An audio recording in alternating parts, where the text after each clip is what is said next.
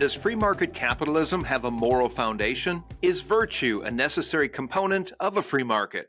And has a Christian worldview contributed to the creation of wealth that we've experienced in the United States?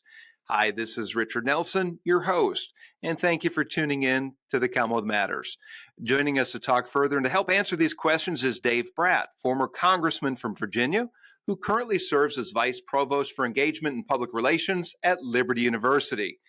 Mr. Brat holds a BA in Business Administration from Hope College, a Master of Arts in Divinity from Princeton Theological Seminary, and a PhD in Economics from American University. Prior to becoming a congressman, he was a professor at Randolph-Macon College. Brat lives in Virginia with his wife, Laura, and they have two children. Dave, welcome to the Commonwealth Matters. Hey, thanks for having me on, guys. Appreciate it. Hey, we just had a call with you last week, and it was a joy to get to know you a little bit better. But you're going to be joining us at a conference we're holding here in Kentucky in October. It's called Towards a Better Bluegrass, Sources of Kentucky's Economic Strength. And as me and my staff brainstormed as to who would be a good keynote speaker, we had some high-profile names that we had talked about. And you came up at the top of that list. And one of the reasons why was because of your political experience, but also your academic background as it is grounded in a Christian worldview and economics. We thought, who better would we have to keynote this event than you, that you've got experience in both. So we're glad that you're going to be joining us soon. We'll talk a little bit more about that later in the program, but we're glad that you're joining us on the Commonwealth Matters program as well. Glad to be with you, man. I'm looking forward to being down there and seeing some of my old Kentucky friends too. Great. Well, hey, I've got several things I want to cover in this fairly short period of time that we have. I want to go back to a role that you held at Randolph-Macon's BB&T Moral Foundations of Capitalism program. That was back just for a couple of years, from 2010 to 2012. And I read the title of that. I don't know a lot about the details, but what are you talking about when I see the terms moral foundation and capitalism together? I have an understanding, but I think many of the listeners might wonder, well, what the heck? Capitalism isn't moral, is it? So tell us, what are you talking about? What did you do with that Moral Foundations of Capitalism program?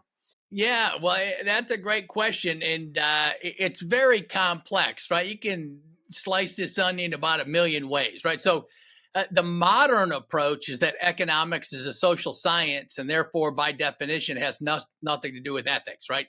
Science describes the way the world is, and going back to David Hume, ethics is about the way the world ought to be. So whenever you hear an economist saying the way the world ought to be, they're not being an economist; they're being something else. And Adam Smith knew better, and so the Moral Foundations is an attempt, and it's just a 1% sliver. That's the problem. An attempt of a small body of economists, a lot of Christians, some Aristotelians in there. The Randians are in there, right? And they want to go beyond this just descriptive thing because it's weak. And they don't even do the descriptive thing, right? They're all following political agendas right now. In a way you can tell that. Just look at the top three issues in the polls right now. Number one, I think, is inflation and, the debt and the economy and productivity. Two is the border invasion. Three is the endless wars. There's no economic analysis on any of the biggest three issues that Americans care about right now, which is just kind of stunning.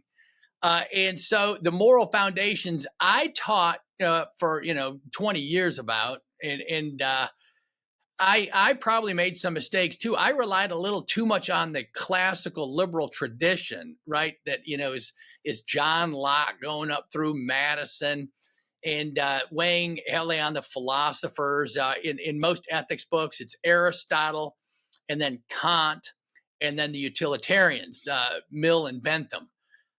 And so, they're all great. They're stimulating. It's intellectually fun. But the problem with those three schools of thought is they don't have any followers. And I'm not exaggerating, right? You got about 8 billion people on the planet. None of them are Kantians or Aristotelians or whatever. And so what are people? They're religious. And it's just stunning that in academia, right? Harvard, Yale, Princeton, anywhere you go, there's no attention given to the religious traditions, and those are the traditions that people live out their ethical lives.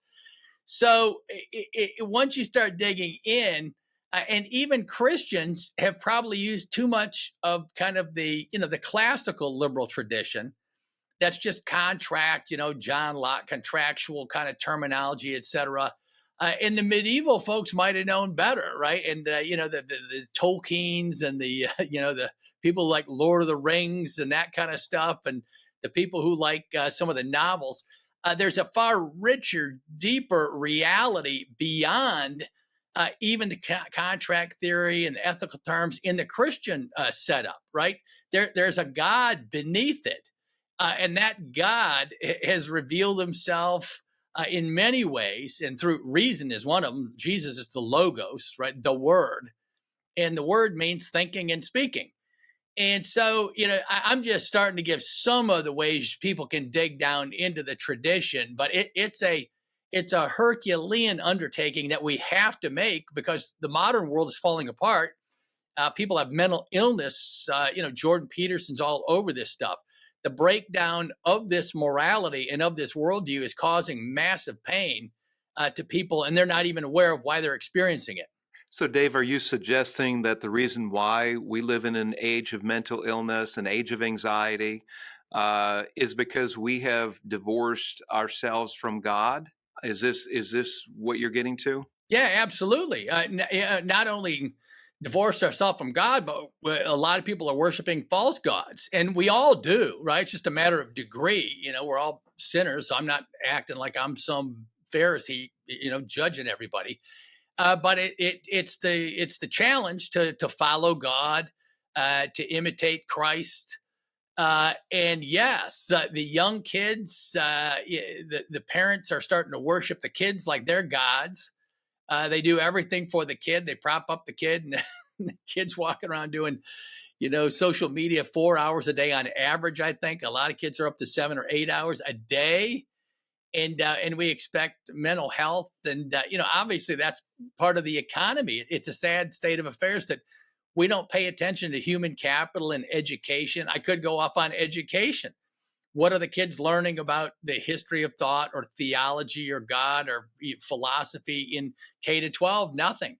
In higher education, they're learning that all of those things are bad, right? In all the Ivies across the country, it's now just mainstream news. There's not really any debate on what I'm saying anymore. So Dave, you mentioned the word classical liberal, and that term, we hear the word liberal used today in the context of politics. When you say classical liberal, and it's really the classical liberal tradition that shaped the formation of the United States, when you use that term, what do you mean? Classical liberalism. Yeah, no, that's right, right. The Western synthesis, right? The Judeo-Christian West, and that synthesis is the synthesis of Greek reason along with the Judeo-Christian religion. And those two guardrails have been very helpful to civilization, right? If the religious people go off the rails too much, turn into Gnosticism, where you just got the spirit flying all over the place, that's not good. If you just have reason alone, you can end up with authoritarian leaders like Hitler and the smartest shrinks in the German Gestapo. But those two together have been very good. And so, yeah, when I refer to classical liberalism, it's kind of the outworking of the Enlightenment project, right? Human reason, rationality, in complementary with the faith.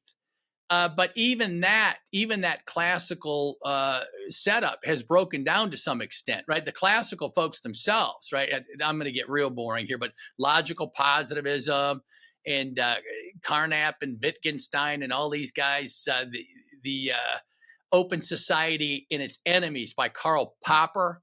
That open society concept has now morphed into Davos land with the billionaire, I'm blanking on his name. But that open society and that modern classical view was open to everything, right? The open society, how can you be against that? But what they weren't open to was Russian culture, Chinese culture, Indian culture, Christian religion, Jewish religion. So that classical, even the classical thing, collapsed upon itself. They tried to get rid of God, but they ended up eliminating science. If you go read that literature on the history of science or whatever, you'll find they wanted, epistemological certainty about. Have you ever seen a science? Do you have any sense perception of science? No. So they used that trick to get rid of God, and they ended up getting rid of their whole system. And I'll tell you, it's a fun thing to study, and it helps sharpen your Christian skills. So I do recommend everybody catch up on this stuff. Yeah, very good. Dave, you've asserted that culture matters in economic markets, and you believe that the culture that produced Adam Smith was a Protestant culture, and that the ethics of that culture are important to understanding market efficiency. So essentially, and you go on to make the case that it's been a Christian ethos that has shaped many of our institutions here in the United States, and it's shaped the idea, well, our economy.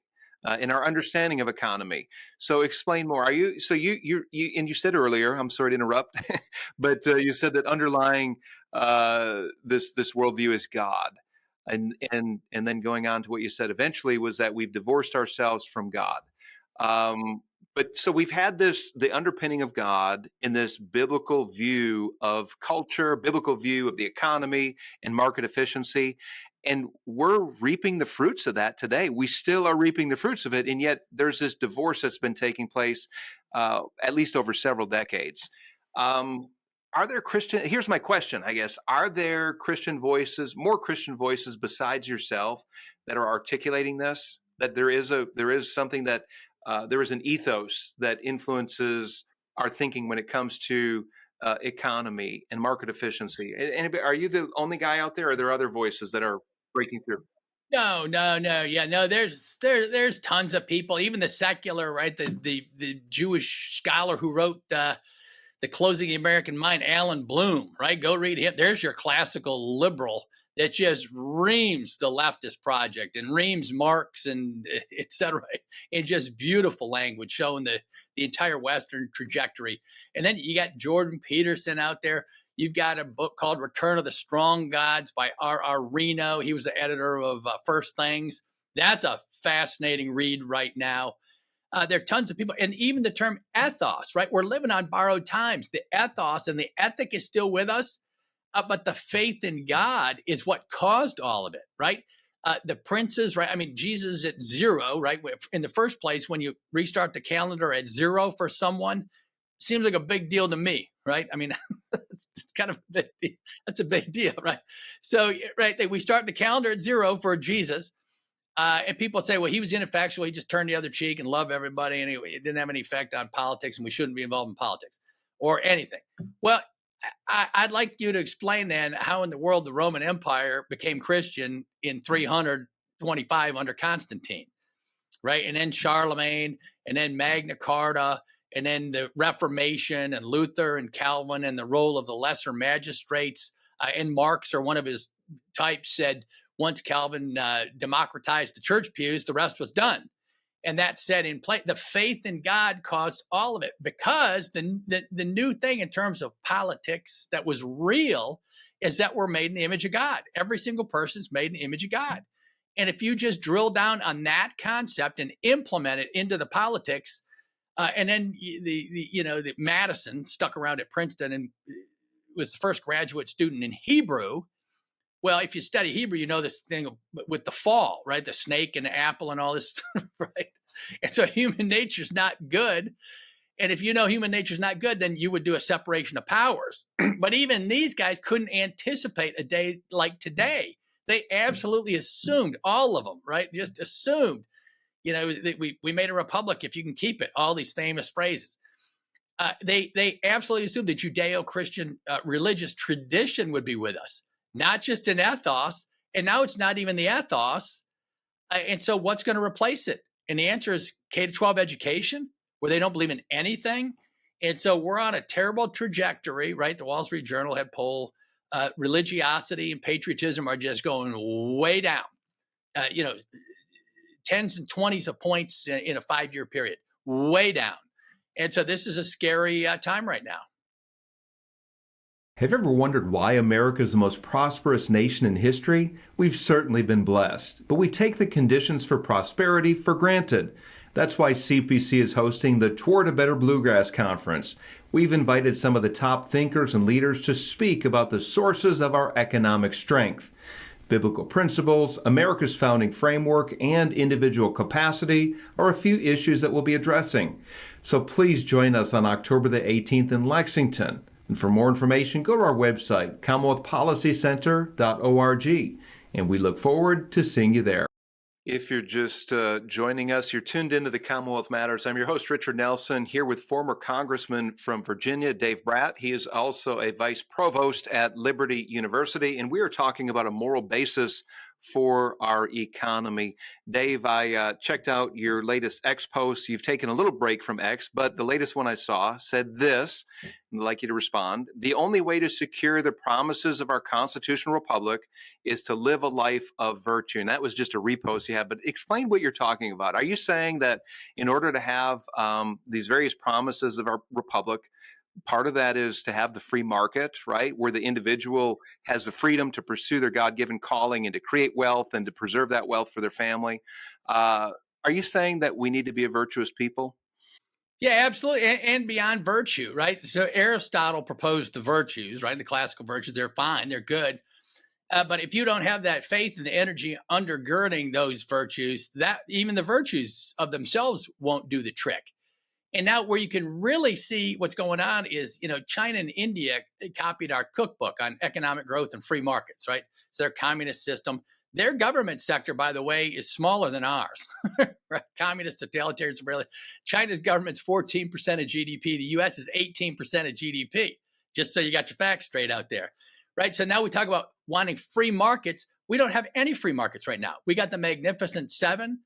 Their market cap is something on the order of 15 trillion. They're worth more than all the European markets, just 7 firms. They're all monopolies. We got censorship going on. We got the military industrial complex. We got wars going on all over the place in the last few years. So there's no free markets right now, right? And China's collapsing right now. China is collapsing. Just go look at their capital inflows and outflows, and you can just see that alone. And then they got demographic and real estate and all sorts of problems. But they're assigned, so they copied the cookbook in a secular fashion using some loosening, some opening to exports and free markets somewhat.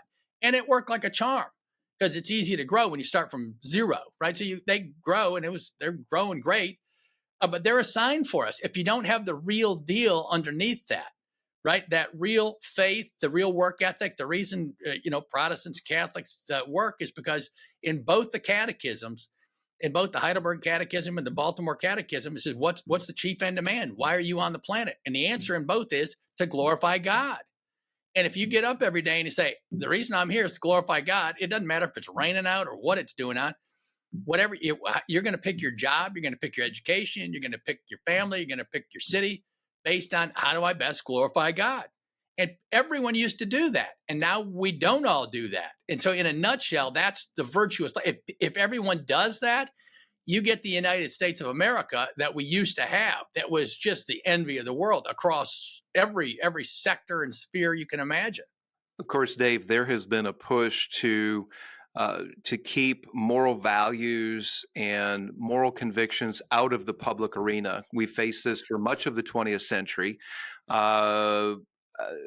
And it's not working out very well, is it? To divorce, in particular in the workplace, because there is a moral component to business practices. There's a moral component to our economy, into the free market. And if you keep God at arm's length, and if you say, really, that might be those are your values and your principles, but don't impose them on us. In fact, what we've seen is the far left has brought ideology into the workplace. A really good example is the Human Rights Campaign. About 3-4 decades ago, they began rating companies based on how LGBT friendly they were. Then they began to work on policies for those workplaces that did not have, for example, domestic partnership benefits. They would downgrade them on their scorecard if they didn't have those policies. They would upgrade them if they embrace those policies. Well, now you have the majority of Fortune 500 companies that are considered LGBT friendly. Now, the problem with this is that not that there's a vacuum of moral values in the workplace and in these big companies, but it's that somebody else's moral values have prevailed. Isn't that right? No, that's exactly right. The Marxist project, right? It used to be the capitalist versus the workers. Now the neo-Marxist project has put everybody in all these buckets. So that's why you get all these letters in the alphabet and all this. And that's their clear ideology, right? And Marx is said, right? Ethics, there's no God, there's no ethics, there's no values, there are no human rights for the Marxists, right? And if you have to ask any of your leftist friends at a Fortune 500 firm, where do human rights come from? And they'll be stumped. They can't even go a sentence. They're shallower than a wading pool. And so they seriously, right? They can't answer. And so that is the Marxist project, and it's been very successful. They have said, let's get rid of all these values because it's a superstructure created by the capitalists to keep the people down. Well, the people are starting to wake up now. And now, the old Republican Democrat lines are all broken. Right now, you got basically a populist avalanche, right? You got Tulsi Gabbard and RFK Jr. joining Trump and Republicans and whatever. All political views are my own. Versus the left. The left the other day, I think Harris came out and said, I've got all the leaders of the Fortune 100 are for me. Right. And if you look at the Magnificent Seven, all of them are on the left now, except for Musk. And so the big banks, the big defense establishment, the big pharma, the big agriculture, RFK's going nuts on all that stuff on you make America healthy again. Thank God. That's a good thing. And so you're right. They have won. We've lost. And now this gets to the crux of it. Why have Christians become so weak? That is the fundamental question that's left at the end of the day. And that requires some serious soul searching and some digging. Christians have become passive. They're scared. As long as they're okay, I got rich suburban friends all over the place. As long as they're okay and they got a high paying job and a couple nice cars and their kids in good schools and they're going to go to university and get a job, it's all done. It's fine. Don't rock the boat, right? I don't care. I don't care about all this other stuff you just mentioned. And that's not a world we want to live in for too long, or it's going to be a problem.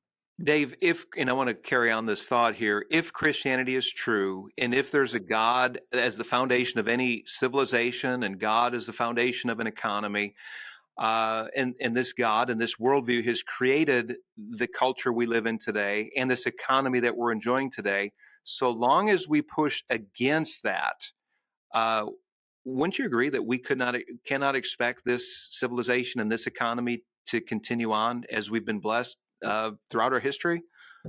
No, it's not continuing on, right? And I'm an economist, and there's a guy at Northwestern. He's probably a Democrat. He's the Robert Nelson. He's granddaddy of productivity studies. Productivity in the United States of America has been going down for 70 years in a row. The OMB and the CBO, Congressional Budget Office, has the productivity forecast for the next 30 years. It continues to go down for the next 30 years. So there's your economic growth. Human capital is terrible. The Democrats just had their convention of a joy fest. As soon as you walk out of the door in Chicago, there's not so much joy. The poor kids there in the third grade, the literacy rate is 11%. That's your economy. Those are kids made in the image of God. And so you can bash the left and you can feel good about it. But the conservatives, we don't have enough cities where we can say, here's my conservative city. We built the city on a hill right here. Our kids, they're acing everything. They're studying hard. We got a work ethic, and it's missing. And where's the church in the middle of this question, right? And so that's the heavy knitting that's got to get done here. Dave, I think one of the best economic examples of divorcing ourselves from biblical ideals and principles is the national debt crisis. It's about $35 trillion. You posted this on X back in April. Said, hold on to your hats because as of this month, total U.S. interest is now $1.1 trillion. And I'll reiterate, that's interest. U.S. interest was $1.1 trillion with a T and rising by $100 billion every 4 months. So we're living beyond our means. We are mortgaging the future, not just our children's future, but the future of this economy.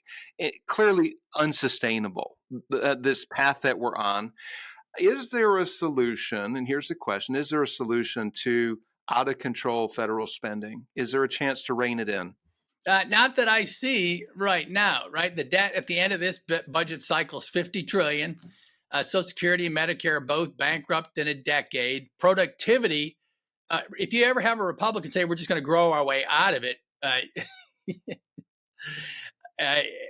ask them to do a video on this, right? You cannot grow your way out of it. There's no tools available to get productivity from anemic to the 3 or 4% growth rates you'd need. And put pressure on them to tell you what you would have to do to get that to happen. So they're just making stuff up.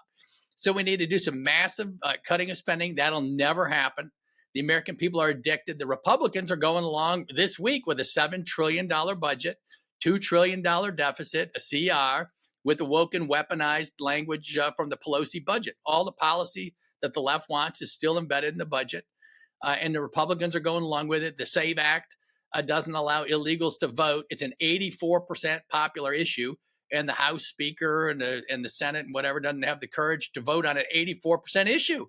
It's a winner. I mean, you could actually win an election. And so, I'm not being an armchair quarterback. I was there. But it's just stultifying the massive power that's in play, right? And there's another book called National Security and the Double Government. And I'm forgetting, I think it's Gibbons or something like that. But he argues that us Madisonians, part of these people listening to me, are naive. And we have been terribly naive about the separation of powers, right? And all the checks and balances and the three branches of government, blah, blah, blah. Right now, we have a blob. Go listen to Mike Benz, B-E-N-Z, his interview with Tucker for a full lecture series on this one. But that guy in that book contrasts the Madisonians with the Trumanites, the three-letter agencies, right? The CIA, the FBI, the State Department, and now DHS has retooled all the terminology. They've changed tweets are now cyber events because DHS is over cyber events. So they can regulate tweets because they're in charge of cyber events. They changed the term democracy not to mean the will of the people anymore, which us Madisonians would assume, but not democracy now has to do with the institutions and processes that they control. And so if you attack the mainstream media, for example, you're in big trouble because you might have just worked against democracy because the media is one of the processes necessary for democracy, the way the left is defining it. And so Mike Benz, go listen, that will motivate you to action, which is what we need. It is. Dave, some have argued that since the United States is the world currency, that is allowing us to continue to overspend and to accumulate tremendous debt. In fact, we've been the world currency since 1921. Pretty over 100 years here. But is this accurate? Is this what's bolstering our economy, maybe artificially? Yeah, no, it's been a crutch, right? So we're the global reserve currency. And even today, so you got all these 40 countries, the BRICS countries now, they're up to 40 all getting together. I think Turkey and we lost the petrodollar with the Saudis about 2 weeks ago. So they're gathering steam, but they still got a basic problem because would you put any of your money and save it in China or Brazil or Russia? No, right? And so until they come up, if they lock it into gold and put it into some sort of Bitcoin formula or something that's safe, no one will go there. But yeah, we're losing our credibility because we've had 22% inflation over the past 4 years. So anyone that held a dollar now only holds 80 cents. If you had $1 million in your retirement, it's only worth 800,000. You lost 22% in 4 years. And I'm being generous there. I'm not exaggerating, right? And so if you just run 2% inflation for 50 years, that's 100% inflation, loss in your purchasing power, right? So the rest of the world, why would they want to lock into our long-term, 10 years or 30 years or whatever, when they see that ongoing inflation and they're going to lose money instead of gain money? And that's what's happening. And so you're right. The U.S. is we're losing our credibility morally, and that spreads over and economically. And now we're not that far from having major issues with Ukraine shooting missiles into Russia, Iran, the Red Sea, the Houthis, Israel, the South China Sea. I could go on and on. Dave, inflation has been at the highest levels in some 40 years, if I understand correctly. 8% 2 years ago. 4%. I've heard that it could be higher than that. What was the cause of the spike in inflation in this country? No, it's very easy. No, this was actually easy. It's Milton Friedman. The cause of inflation is always and everywhere uh, printing too much money. That's what I got into a debate with John Taylor. I never should have done that. He's from Stanford back in the 07, 08 thing. I said, yeah, but there's all this unethical stuff going on, these mortgages and ninja mortgages. And that's the cause partly of this stuff. He said, no, it's not. It's all the Federal Reserve printed too much money in 04, 05. The money had to go somewhere. So it found its way into sloppy real estate vehicles, right? All those things I just mentioned. And that, so you can look at all the blob of terrible stuff that happened, but if the Fed wouldn't have printed the money, you would have had inflation. It's the same thing.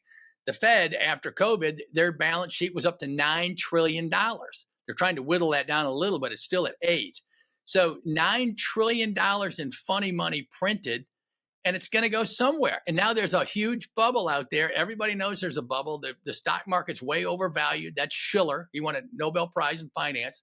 The Shiller index says it's overvalued by about 25%. So it'll fall 25% minimum. But when it falls, it'll be due to a black swan type shock, and it'll probably fall more than 25, right? And then get back to some equilibrium. But that's what we have to look for. And that's not me. That's about every financial analyst knows that that's going to happen. It's just a matter of when. Yeah, very good. Dave, I want to go back to your time in Congress. You served a couple terms in the United States Congress. Do you recall any lessons learned there that you'd like to pass on to other legislators as far as taking a stand on Christian principles or Christian morals when it comes to the economy? Yeah, I mean, I got lucky. I ran against the guy who was going to be the next speaker, and I beat him with no money. And so I had to do something different. So I ran on principles. We had 6 principles in the Virginia Creed, the Virginia Republican Creed. So I put those out on paper, and I pledged and wrote down in public that I would do these things. So, and I said, I'm working for you, the people. And so I'd encourage every politician, go out in public, tape yourself, put your commitments down on paper, make everybody that you're voting for do that. If they won't do that, you know they're not committed to anything. But that'll hold the politician accountable, because you can just play the tape over and over and over. So I had to vote, and that gave me great freedom, ironically. I could go to leadership, and I'd just say, look, I'm on tape all over the place saying there's no way I'm ever going to vote for these deficits and whatever. And so I wouldn't do that. And so, that's one bit. But yeah, get your principles straight, be a leader, and wait, right? Plato and Augustine and all the great thinkers said, wait till you're about 50, right? Because politics is practical experience. It's not how smart you are. It's not how clever you think you are. You got to get toughened up in life and have some wisdom and kids and see how the world works and have a minimum economic base. That's a huge disadvantage for normal people. I didn't have any wealth or whatever. So you got to figure that one out, because it will tax you and your family and your own budget something fierce. Right. Dave, you were part of the Freedom Caucus while you served in Congress, and the Freedom Caucus is also often accused of being ineffective, not understanding the difference between, let's see, compromising principle and principled compromise, right? It's just no, no, no, no, no, no along the way. Now, maybe there is no, maybe there's nothing to negotiate there. But would you agree? Is that a fair assessment of the Freedom Caucus, that they don't understand the difference between the two, compromising principle and principled compromise? No, because the initial premise is so absolutely false. We're not effective. Oh, so the whole Congress is effective. That's why we're in multiple wars right now. That's why we have $7 trillion budget, $2 trillion, right? So the press gets away with murder, and the Freedom Caucus guys, they're the only ones that say, and they don't want a balanced budget. To balance the budget, you'd have to reduce $2 trillion this year. But they will not vote for ridiculous, right? So it's kind of a joke. I always say I was a Presbyterian economist. I was the most boring person alive, right? I was like on the verge of becoming an accountant. And I go up there, I just basic pledges, and then you become this radical. They call you every name in the book. You're this radical. You're a this, that, and the other. And I'm like, oh my word. I'm familiar with that. I've been called that as well, and worse. Uh, Dave, a lot of people have given up on the federal government acting responsibly when it comes to tax dollars and government involvement and government overreach. What would you say to the person who still wants to make a difference? Maybe they're looking at the local level, their local government or state government. Is there hope at the local level to establish some kind of fiscal integrity, responsible spending, responsible tax policy? What would you advise those people? Yeah, no, sure. At the local level, right? There's Moms for Liberty and Moms for Justice and all these voter groups now getting together. They're having a huge influence on the country. The school boards, the county boards, all you need is 5 people to win. I mean, I'm just making up, no, 3 out of 5 or whatever, right? 4 out of 7. But you just need a few people and you can turn your whole thing around and you can restore credibility very quickly. So that's, I applaud everybody. And the state governments in Virginia and the Commonwealth, I'm not as hopeful. Maybe you guys in Kentucky are probably stronger and better than we are. But then the major advice to everybody is the thing that moves DC are lists. And so everybody, and the Republicans are not good at sharing. The Dems, all political views are my own. The Dems are great at sharing stuff, and they're unified. When they run, Republicans don't run on anything, right? You couldn't name the 3 issues the speaker's named or the head of the Senate on the Republican side are running on. None. Trump's got 3, the RNC's got 3, whatever, but they don't run on anything, right? So you got to get lists, huge numbers of people, start local, and then build it state. And if you're onto something, the people will respond. And then you got the lists, and then you go to your congressman or woman and you say, hey, I got 10,000 people here. They're going to vote. If you vote wrong on that bill right there, you're bye-bye. You're gone. And they'll respond in a heartbeat, right? If I had a constituent come to me with 10,000 people on a list, boom, they got my attention. Dave, I want to speak to the church. The churches have come up in our conversation here. You've got an MDiv from Princeton Theological Seminary. So you think about these things, the church and Christians engaging. What would be your advice to pastors, especially a pastor today who thinks, yeah, the economy and business, that's outside of my wheelhouse? What would you say to them as far as should they speak on these issues? Should they have sermons that talk about a biblical view of the economy or a biblical view of free markets? What would be your advice to them? Yeah, I would just say, on the easiest way to see it is just look back 200 years, 1776, and what were the preachers saying? And then what's changed and what's gone wrong, right? So all the preachers back then, they had no trouble going to war, fighting with the British, fighting for economics and taxes, whatever, right? And then you can go right up through history, and roughly everything's pretty solid, even up to World War II. Most of the preachers were still probably intact across the country. So it's all fallen apart in 60 or 70 years, right? And so there's some great people out, David Barton, Bill Federer, on, they'll tell you, go read the Bible. That's what those guys would say, right? They're the experts on the founding, the biblical influences on the founding. Deuteronomy was the most widely cited book of all the founding fathers by far. And there's the wisdom of God and how you set up a government and all that wisdom.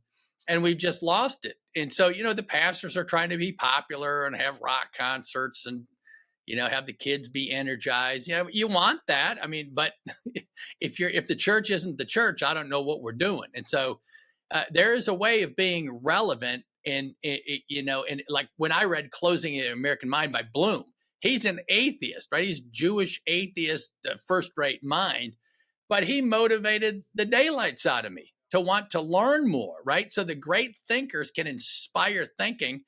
And if the preachers can't inspire your thinking with the addition of the Word of God and the Holy Spirit and the author of the universe behind you, I mean, they're in the wrong line of work. Yeah, that's good. Well, Dave, this has been a joy having you join us on the Commonwealth Matters. We're running out of time, but I want to pick your brain a little bit or hear a little bit more about how you beat House Majority Leader Eric Cantor back in 2014, I guess it was. That was your first run for Congress. You touched on it a little bit, but that sent shock waves through the political establishment in Washington, D.C. I think it was the first time a majority leader was defeated in an election going all the way back to the 1800s sometime. But that sent shockwaves. And you said that you had little money. What was your message, and how did you beat a very powerful sitting majority leader in Congress? Yeah, well, it's part of it was me, but most of it was probably all the folks that worked prior to me, right? In the Tea Party movement, the grassroots, the people were getting upset with DC. I was kind of the canary in the coal mine, right? I was kind of the first big signal that there's something going on here, and there's kind of a populist surge coming up. And so, yeah, I didn't have much. I ran on principles, and I was well known in the community. I taught at a liberal arts college for 20 years, and people knew me in the community, and et cetera. And then I worked in the Virginia politics for about 7 years in the Senate, the state Senate, and so I got to know the ropes a little bit. And there were some peculiarities, but then my opponent spent $5 million giving me name ID, and he calling me a liberal professor because I worked at a liberal arts thing, right? So that it didn't work out so good. And I'd be knocking doors, and some senior citizen friends of mine, I remember one door I knocked on. They said, "Dave, you're not a liberal, are you?" And I said, "No, I'm very conservative, I'm a Presbyterian economist." And so that, people are just like, "Well, what's he doing?" I said, I don't know. I don't know what he's doing, but I thought I was winning 10 points across 9 counties. I spent $150,000. There's some comedians that got good, fun roasts of me that are funny. You can go Google them. But he spent $5 million, and it was just time, right? The American people were getting sick of the big money stuff going on up there, and they had a sense there was too much of that going on. Very good. Dave Brat, former congressman from Virginia and vice provost at Liberty University. Thank you so much for joining us on the Commonwealth Matters. And also, again, thank you for coming to join us in Kentucky on October the 18th. You're speaking in Lexington on this very important topic of a Christian view of the economy. Appreciate your time, brother. Yeah, you bet. Thank you, Richard. And if folks want to get me, they can just email me at Liberty, DABrat at liberty.edu. Dubrat, like the pop star, DABRAT at liberty.edu. If you're interested in coming to the CEO Summit, or as I'm coming down there, if you want to meet up, happy to talk to friends that are watching this show. Thanks for the great job. Thanks, Richard. Thank you. God bless.